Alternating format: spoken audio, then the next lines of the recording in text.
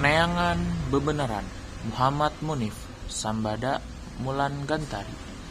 teka rasa sora eta ngalisik kana jero rasa kawas nurek ngabentar anu ayeuna leuwih loba datangna sigana pikiran jang ngalengitkeun ingetan jeung kalangkang si Eneng tina jero pikiran teh kala ngahudangkeun deui sora-sora anu aheng jeung ngaliurkeun palaka bae ku ayana sora anu aheng urang ngajadi bingung jeung ambek kapegung sabab diaku atawa henteu sajauh ieu urang sok ngarasa ninggalkeun pancen-pancen sapopoe tina kagiatan pasantren malahan mah sok nyebutkeun yen urang hayang neangan Gusti anu salila ieu ting di mana ayana cilaka 12 sora aheng eta sok jugjug aya dina jero hate jeung sok nitah urang diajar ka saha ka iblis atau jurik sora aheng eta beuki loba datangna kalangkang anu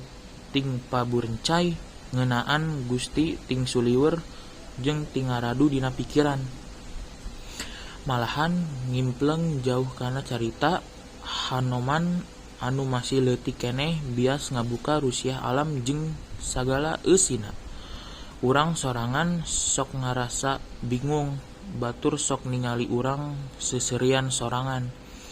malahan ngecap jalma gelo tapi teu masalah eta mah mangrupa ekspresi diri tina pikiran anu ngaganggu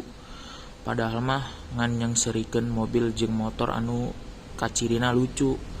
teu karasa sirah asa ngoleang sora ting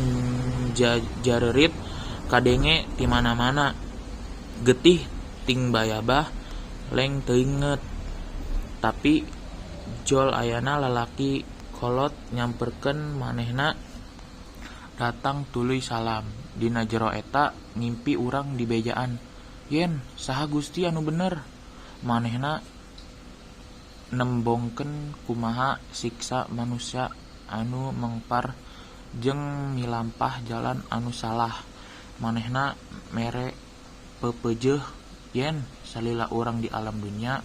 kudu turut jeung cunduk kana parentah Allah jeung Al-Qur'an sora anu ngaji kadenge raung dina ceuli saeutik mata muka tuluy melong anu ngaji si kemet bentak sora gorowok eta teu salah teu karasa kacilakaan eta mawa jalan kana kebenaran ayeuna mah geus ngarti salat tara ditinggalkeun jeung sakabeh ibadah dilakonan jeung sora dina pikiran saeutik ngaleungit hate ieu yakin yen Gusti anu ditengan teh ngan ukur Gusti Allah moal mengpar kana iblis anu geus dilaknat rengse atur nuhun.